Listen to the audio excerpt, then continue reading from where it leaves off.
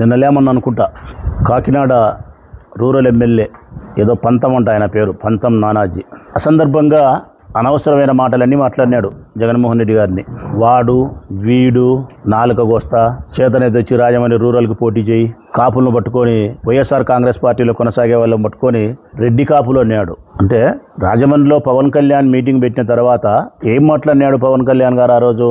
అన్ని దానిలకు నేనే మాట్లాడాలన్నా, ఇంతమంది ఎమ్మెల్యేలు ఎంపీలు మీరు ఉండారు కదా, మీరంతా అన్నీ మూసుకొని ఉంటే ఎట్లా, మీరు కూడా నా మాదిరే చాలా కదా వైఎస్ఆర్ కాంగ్రెస్ పార్టీ మీద అని చెబితే ఆయన పైన మరుక్షణమే జనసేన పార్టీకి సంబంధించిన ఈ పంతం నానాజీ అనే ఎమ్మెల్యే అనవసరంగా వైఎస్ఆర్ కాంగ్రెస్ పార్టీ నాయకులను, వైఎస్ఆర్ కాంగ్రెస్ పార్టీలో కొనసాగే కాపులను, ముఖ్యంగా మా నాయకుడు జగన్మోహన్ రెడ్డి గారిని టార్గెట్ చేసి అసందర్భంగా అనవసరమైన మాటలు మాట్లాడినాడు, సంస్కారహీనంగా మాట్లాడినాడు. పవన్ కళ్యాణ్ అని మించి ఒక మాట మాట్లాడినా నాలుగు చీరేస్తాడంట.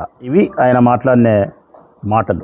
సవినయంగా రాష్ట్ర ప్రజలందరినీ విజ్ఞప్తి చేస్తా ఉన్నా, జగన్మోహన్ రెడ్డి గారు 2011 నుంచి మీకు తెలుసు, ముందు నుంచి రాష్ట్ర ప్రజలకు తెలియకపోయినా 2011 నుంచి అందరికీ తెలుసు, వైఎస్ఆర్ కాంగ్రెస్ పార్టీ ఆవిర్భావం నుంచి ఈ 15 సంవత్సరాల కాలంలో రాష్ట్ర ప్రజల్ని అడుగుతాను నేను. మా నాయకుడు జగన్మోహన్ రెడ్డి గారు ఎప్పుడైనా ఎక్కడైనా పాత్రికేయుల సమావేశంలో కానీ, లేకపోతే బహిరంగ సమావేశాల్లో కానీ, లేకపోతే మా పార్టీ ఇంటర్నల్ మీటింగ్స్లో కానీ ఎక్కడైనా ఎప్పుడైనా మా నాయకుడి జగన్మోహన్ రెడ్డి గారు ఒక్క సందర్భంలో ఏ ఒక్క వ్యక్తినైనా వాడు అని సంబోధించినట్టు చూపిస్తే నేను క్షమాపణ కోరుతా వారిని. వాడు, మిగతా మాటలు కూడా వద్దు, పెద్ద పెద్ద చెడ్డ మాటలని వద్దు.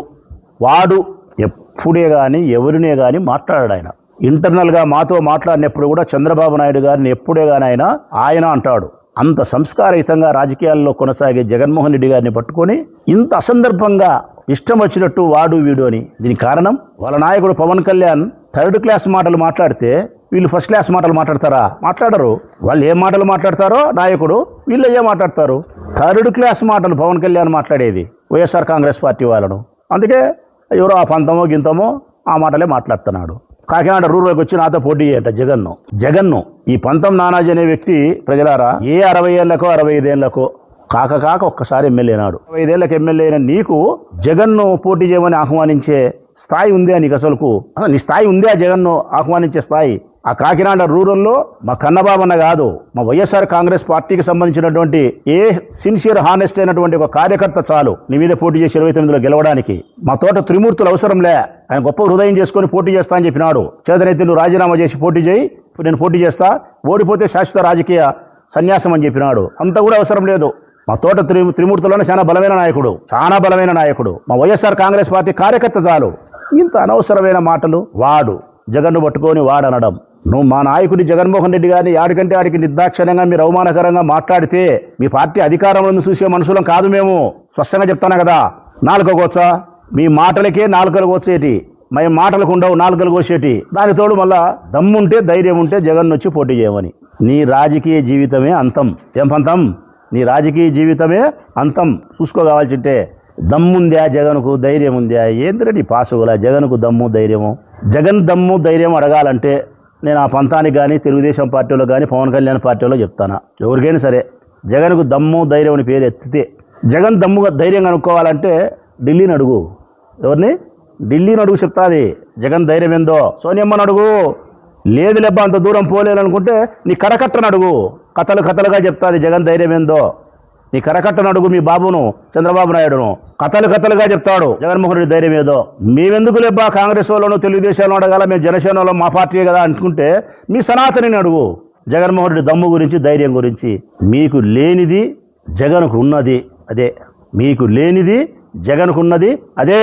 ఆ దమ్మో ధైర్యమే. ఒక్కసారి మీరే ఆలోచన చేయండి, ఆయనకు దమ్ముందో ధైర్యం ఉందో. కేంద్ర ప్రభుత్వం, రాష్ట్ర ప్రభుత్వం, రాష్ట్రంలో ఉండే అన్ని రాజకీయ పార్టీలు, ED, CBI, EVM machine, election commission, ఇన్ని కలిసి ఒకవైపు, ఆ వైపున ఒక్కడే జగన్. మీకు దమ్ముందా, ధైర్యం ఉందా? లేకుంటే జగన్మోహన్ రెడ్డికి దమ్ముందా, ధైర్యం ఉందా అనడానికి? కేంద్ర ప్రభుత్వం ఆనాడు సోనియా గాంధీ, రాష్ట్ర ప్రభుత్వం కిరణ్ కుమార్ రెడ్డి సర్కారు, రాష్ట్రంలో ఉండే అన్ని పార్టీలు, చంద్రబాబు నాయుడు, కమ్యూనిస్టులు, అన్ని పార్టీలు ఒక సైడు, ఎలక్షన్ కమిషన్ ఆ సైడే, ఈవీఎం మిషన్లు ఆ సైడే, ఈడీ ఎన్ఫోర్స్మెంట్ డైరెక్టర్ ఆ సైడే, సిబిఐ ఆ సైడే. ఇన్ని కలిపి ఒకరి మీదకి వస్తే నిలబడి తలపడినటోడు జగన్. మీరేంద్ర స్వామి మీరు విడిపోతే ఓడిపోతాం కాబట్టి మనం కలిసి ఉండాలని చెప్పి బహిరంగ ప్రకటనలు చేస్తున్నారు మీ పవన్ కళ్యాణ్. మనం ముగ్గురం విడిపోతే ఓడిపోతాము అని భయం చేత పోయి చంద్రబాబు నాయుడు ఆలింగనం చేసుకుంటున్నాడు. ఇది ప్రేమతో కరుచుకోవడం కాదు, ఇది భయముతో కరుచుకోవడం మీ పవన్ కళ్యాణ్. నరేంద్ర మోడీ చెడ్డవాడు, దుర్మార్గుడు, జైల్లో పెట్టాలా, ఉగ్రవాది అని చెప్పిన బాబు అదే నరేంద్ర మోడీ పోయి కాళ్ళు పట్టుకున్నాడు.